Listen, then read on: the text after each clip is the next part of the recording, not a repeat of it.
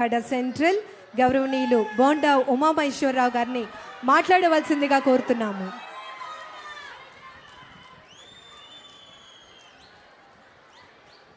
ముందుగా ఇక్కడ విచ్చేసినటువంటి తెలుగు మహిళలందరికీ కూడా హృదయపూర్వక 79వ స్వాతంత్ర దినోత్సవ శుభాకాంక్షలు.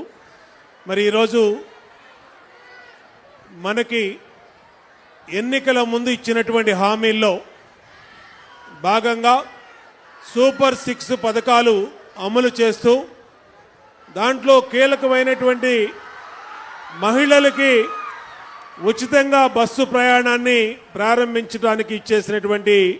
గౌరవ ముఖ్యమంత్రి వర్యులు శ్రీ నారా చంద్రబాబు నాయుడు గారికి, అలాగే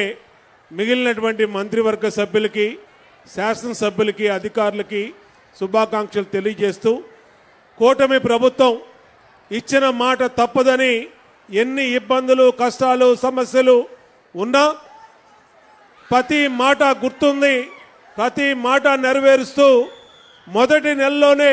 3,000 రూపాయలు పెంచిన 4,000 రూపాయలు చేయటం కానీ, పేదవాడికి కడుపు నిండా అన్నం పెట్టడానికి అన్నా క్యాంటీన్లు ప్రారంభించడం కానీ, అలాగే మహిళలకి 3 గ్యాస్ బండ్లు ఇస్తున్నటువంటి పథకాన్ని కానీ, అట్లాగే తల్లికి వందనం పేరుతో ఎంతమంది పిల్లలు ఉంటే అంతమంది పిల్లలకి 13,000 రూపాయలు చొప్పున బ్యాంకు ఖాతాల్లో వేయటం కానీ, ఇవాళ మహిళా సోదరీమణులందరికీ రాష్ట్రంలో ఎక్కడి నుంచి ఎక్కడ ప్రయాణం చేయాలన్నా సరే ఉచితంగా బస్సులో టికెట్ లేకుండానే మహిళలకి ఉచిత ప్రయాణాన్ని ప్రారంభించడం అనేది ఒక చరిత్రలో ఒక లిఖించదగినటువంటి విషయం. దానికి విచ్చేసినటువంటి పెద్దలందరికీ ఈ నియోజకవర్గ శాసనసభ్యుడిగా స్వాగతం, సుస్వాగతం తెలియజేస్తూ, తప్పనిసరిగా ఈ ప్రభుత్వం పేద, బడుగు, బలహీన, మైనార్టీ, మహిళా వర్గాల కోసం నిరంతరం పనిచేస్తామని తెలియజేసుకుంటూ, ప్రతి హామీని నెరవేరుస్తూ ముందుకెళ్తుందని తెలియజేసుకుంటూ, ఆర్థిక లోటుపాట్లు, అప్పులు, అన్ని సమస్యలు ఉన్న ఈ కష్ట సమయంలో కూడా నెరవేర్చినటువంటి హామీకి గౌరవ ముఖ్యమంత్రి చంద్రబాబు నాయుడు గారికి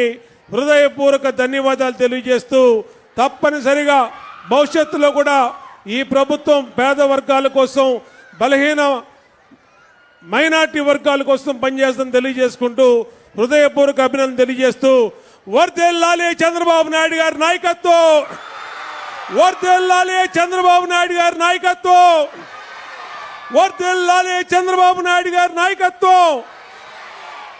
ధన్యవాదములు సార్. తదుపరి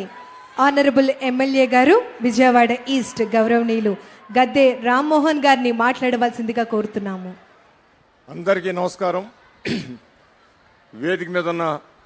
ముఖ్యమంత్రి గారు, ఉప ముఖ్యమంత్రి గారు, మంత్రి గారు లోకేష్ బాబు గారు అందరికి కూడా ప్రత్యేకమైన నమస్కారాలు తెలియజేస్తూ, ఇతర పెద్దలకి నమస్కారాలు తెలియజేస్తూ, ఇక్కడికి ఇచ్చేసిన మీ అందరికి కూడా ప్రత్యేకమైన అభినందనలు తెలియజేస్తున్నాను. ముఖ్యమంత్రిగా నారా చంద్రబాబు నాయుడు గారు 95వ సంవత్సరంలో ప్రమాణ స్వీకారం చేసిన దగ్గర నుంచి